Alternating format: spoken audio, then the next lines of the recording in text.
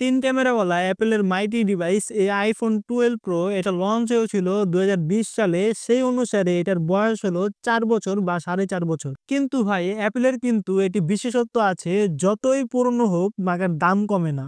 সেই 12-13 বছর আগে লঞ্চ হয়েছিল আইফোন 6, কিন্তু এখনো সেকেন্ড হ্যান্ড মার্কেটে এই আইফোন 6 কিন্তু পাওয়া যায়। তো সেই হিসেব করলে এই 12 প্রো আপনি যদি সেকেন্ড হ্যান্ড মার্কেট থেকে কিনতে চান তাহলে কিন্তু আপনার পকেট থেকে 50 থেকে 55 হাজার টাকা খরচ করতে হবে। কিন্তু কথা হলো এই 16 প্রো যুগে এই 12 প্রো এত দাম দিয়ে আপনার কেনা উচিত হবে নাকি না কেনাটাই বেটার হবে, সেটা নিয়ে আজকের এই ভিডিওতে বিস্তারিত আলোচনা করব। আসসালামু আলাইকুম, আমি আছি ইয়াসিন আহমেদ এবং আপনারা দেখছেন টেক বাই 390। চল্লিশ বিকেন সরাসরি রিভিউতে জাম করি।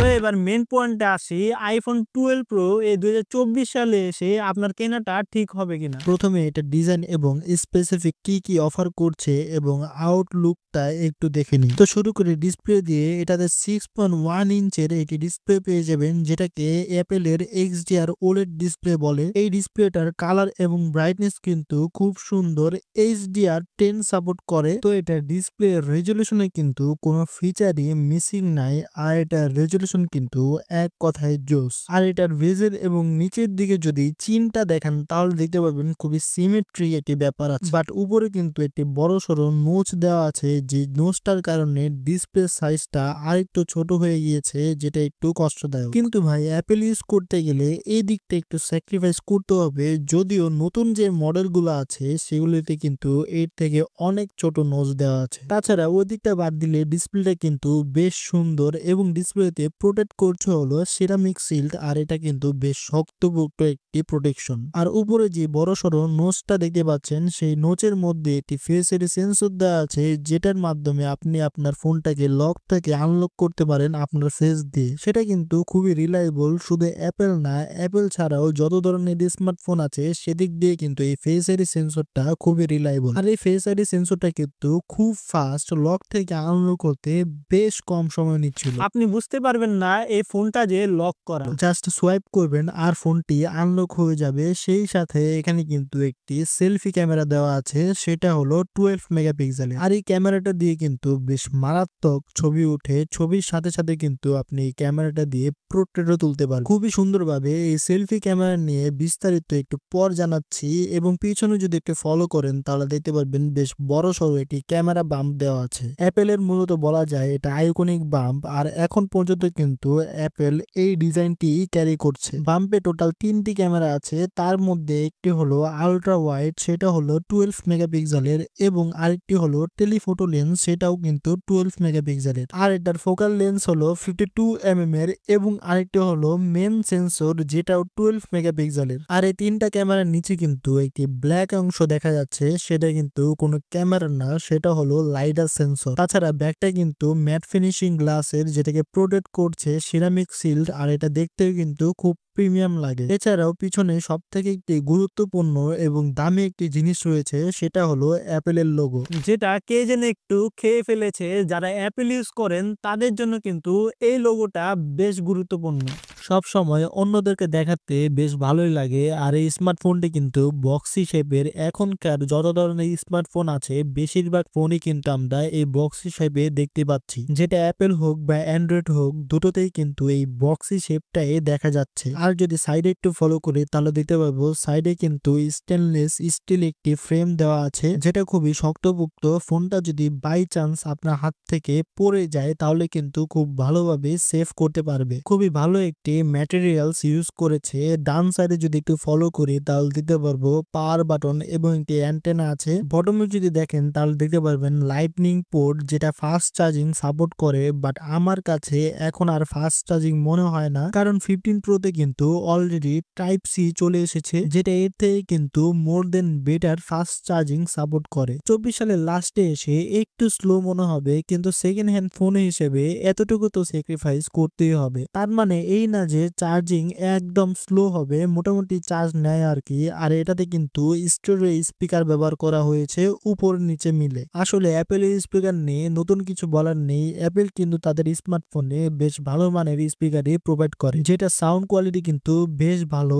এরপর বামে যদি এটা ফলো করি তাহলে দিতে পারবো মিউট সুইচ এবং ভলিউম আপ ডাউন বাটন এবং একটি সিম স্লট, আর উপরে কিন্তু একেবারে ফাঁকা। তো স্মার্টফোনটির বিল কোয়ালিটি নিয়ে আর কিছু বলার নেই, অ্যাপেলের বিল কোয়ালিটি ভাই অলওয়েজ তো বেস্ট হবেই। যারা অ্যাপেল ইউজ করেন তারা তো জানেনই, আর যারা ইউজ নাও করেন আমার মতে সবাই একমতে হবে অ্যাপেলের বিল কোয়ালিটি যে বেস্ট। অ্যাপেলের ফোন মানেই ভাই value for money, long time use করা যায়। সেই 2014 সালে 6 বের হয়েছিল, এখনো কিন্তু মার্কেটে পাওয়া যাচ্ছে। সেই কারণে কিন্তু অন্য সব ফোন থেকে অ্যাপেলকে একটু হলেও এগিয়ে রাখবো, কারণ তাদের বিল কোয়ালিটি এবং লং টাইম পারফরমেন্স কিন্তু অন্য সব ফোন থেকে অবশ্যই বেস্ট হয়। ডিজাইন এবং বিল কোয়ালিটি আর পারফরমেন্সের জন্য আমি বলবো এটা 2020 সালের পুরনো ফোন হলো এটা কিন্তু এখনো বেস্ট, কারণ এটা বাজেট বিবেচনা করলে। এটা hand feel, one hand use করলে কিন্তু বেশ মজা, কিন্তু একটি বক্সি শেপ হওয়ার কারণে কাভার ইউজ না করলে একটু আনকমফোর্টেবল হতে পারে, কারণ এটা সাইডে যে স্ক্রিনলেস ম্যাটেরিয়ালস ব্যবহার করা হয়েছে সেটা কিন্তু হাতে একটু বাজে, মনে হয় হাত কেটে কেটে যাবে। তার জন্য কাভার ইউজ করলে কিন্তু এই প্রবলেমটা আর হবে না। আর এই ফোনটা যারা ইউজ করবেন আমি ড্যাম শিওর তারা অবশ্যই কাভার তো ইউজ করবেনই। ডিজাইন ওয়েব আমার কাছে মনে হয় খুব পারফেক্ট একটি স্মার্টফোন। আর এটা যদি পারফরমেন্সের কথা বলি তাহলে অ্যাপেল কিন্তু সব সময় অন্যদের থেকে পারফরমেন্সে সবসময় এগিয়েই থাকে। নিজস্ব অপারেটিং সিস্টেম এবং নিজস্ব হার্ডওয়্যার এবং নিজস্ব যে অপটিমাইজেশন আছে সেগুলো কিন্তু অন্য কোনো ফোনে আপনি মেলাতে পারবেন না, সব সময় সব থেকে আলাদা। আর এটাতে যে প্রসেসরটা ব্যবহার করা হয়েছে সেটা হলো অ্যাপেলের 14 বায়োনিক চিপসেট, আর এটা কিন্তু 5 ন্যানোমিটার একটি চিপসেট। এর সাথে কিন্তু 6GB র্যাম রয়েছে, আর এই 6GB র্যাম কিন্তু আইফোনের জন্য যথেষ্ট। আরেকটি জিনিস, এটাতে কিন্তু 60 হার্টজ রিফ্রেশ রেট রয়েছে। অনেকেই ভাবতে পারেন 120 হার্টজ এর যুগে 60 হার্টজ এটা স্লো হয়ে যায়। ভাই অ্যাপেলের যে 60 হার্টজ এর ট্রানজেকশনের স্মুথনেস পাবেন, আমার মনে হয় না অ্যান্ড্রয়েডে আপনি 120 হার্টজও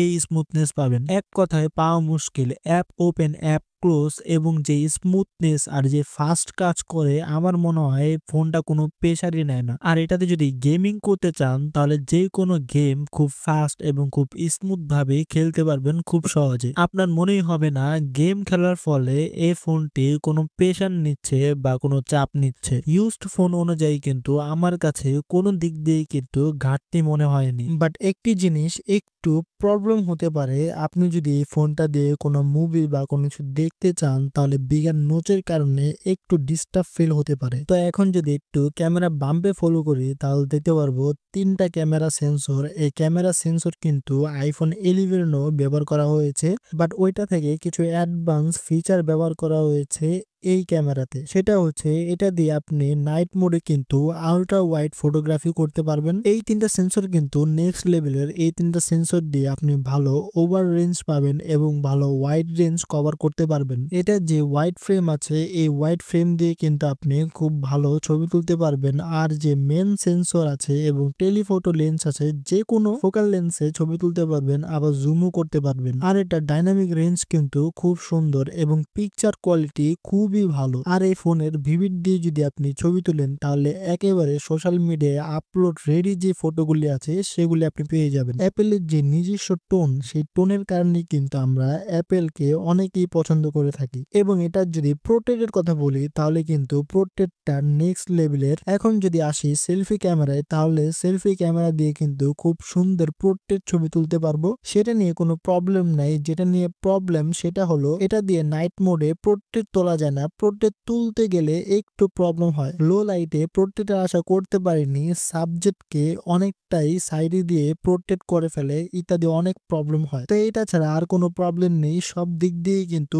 নেক্সট লেভেলের ক্যামেরা। আর এটা ভিডিও কোয়ালিটি কিন্তু খুব সুন্দর, খুব সুন্দর সুন্দর ভিডিও করতে পারে। আপনি যদি কন্টেন্ট ক্রিয়েটের জন্য এই ভিডিও বা এই ক্যামেরাটি ইউজ করতে চান তাহলে ডেফিনেটলি আপনি এই ফোনটির ক্যামেরাটা ইউজ করতে পারেন। আর এটাতে 2815 মিলিঅ্যাম্পের একটি ব্যাটারি ইউজ করা হয়েছে, যেটা আইফোন 11 প্রো থেকেও কম এবং এটা ডিসপ্লেটা কিন্তু বেশ বড়সড়। তো সেদিক দিয়ে কিন্তু ব্যাটারি ব্যাকআপ অবশ্যই কম পাবেন। হেভি ইউজ করলে 3 থেকে 3.5 ঘন্টা ব্যাটারি ব্যাকআপ পেয়ে যাচ্ছিলাম, আর নর্মাল ইউজে 5 থেকে 6 ঘন্টা ব্যাটারি ব্যাকআপ পেয়ে যাচ্ছিলাম। আর এটাতে কিন্তু iOS 16 আপডেট দেওয়া আছে, আর এটা কিন্তু আরো 2-3 বছর মেজর আপডেট পাবে, অর্থাৎ 2-3 বছর কিন্তু অনায়াসেই সফটওয়্যার আপডেট পেয়ে যাচ্ছেন। আর iOS 18 আপডেট দেওয়ার পর ভাই ফোনের লুকই কিন্তু চেঞ্জ হয়ে গিয়েছে, বেশ অনেকগুলো রেভলিউশনারি ফিচার এনেছে। iOS থেকে রেগুলেশনারি যদিও আমরা অ্যান্ড্রয়েডে অনেক আগের থেকেই ব্যবহার করে থাকছি, সেটা হচ্ছে অ্যাপগুলোকে যেখানে খুশি সেখানে কাস্টমাইজ করে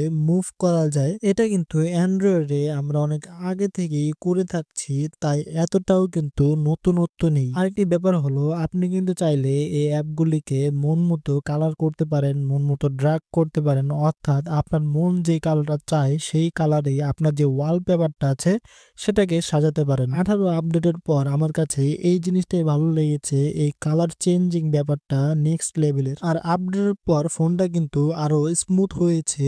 এবং আরেকটি হলো এখানে কিন্তু প্রাইভেট স্পেস নামে একটি জায়গা রয়েছে, অর্থাৎ সেখানে কিন্তু আপনার হিডেন যে অ্যাপগুলি রয়েছে সেগুলিকে আপনার ফেস আইডি দিয়ে লক করে রাখতে পারেন। ও আরেকটি কথা, এই ক্যামেরাটা দিয়ে কিন্তু আপনি কোনো ধরনের সিনেমেটিক ভিডিও বা ছবি তুলতে পারবেন না, ওটা 13 এর পর থেকে কিন্তু শুরু হয়েছে, যেটা একটু কষ্টদায়ক ব্যাপার। 30 থেকে 35 হাজার টাকার অ্যান্ড্রয়েড ফোনও কিন্তু এখন সিনেমেটিক ক্যামেরা অ্যাড করা আছে। তো এই ছিল আমাদের আইফোন 12 এর কিছু খুঁটিনাটি। এখন ডিসিশন আপনার ভাই, আপনি কম বাজেটের মধ্যে একটি অ্যান্ড্রয়েড নিয়ে কোনো ধরনের ঝামেলা ছাড়া বা ব্যাটারির ঝামেলা ছাড়া সুন্দর মতো ইউজ করবেন, কিন্তু আপনার ক্যামেরা তো ভালো হবে না, কিছুদিন পর গিয়ে আপনার ফোন স্লো হয়ে যাবে। আর আপনার কাছে আছে হলো 50,000 টাকা বা 55,000 টাকা, তার মধ্যে আপনি আইফোনের একটা ফিল নিতে চাচ্ছেন, একটি ফ্ল্যাগশিপ ফোন ইউজ করতে চাচ্ছেন এবং ইউজ এক্সপিরিয়েন্সটা অনেক ভালো চাচ্ছেন এবং ক্যামেরাটাও কিন্তু ভালো চাচ্ছেন, তাহলে অনায়াসে আপনি এই 12 প্রোটা নিয়ে নিতে পারেন চোখ বন্ধ করে। তো এই ছিল আমাদের আজকের রিভিউটি কেমন লাগলো কমেন্ট অবশ্যই প্লিজ জানিয়ে দিবেন। চ্যানেলটি সাবস্ক্রাইব করতে ভুলবেন না, আর আমাদের বেল আইকনে টাচ করে দিবেন আরো নতুন নতুন এরকম রিভিউ পাওয়ার জন্য। সো আজকের মতো এখানেই বিদায় নিচ্ছি, আল্লাহ হাফিজ।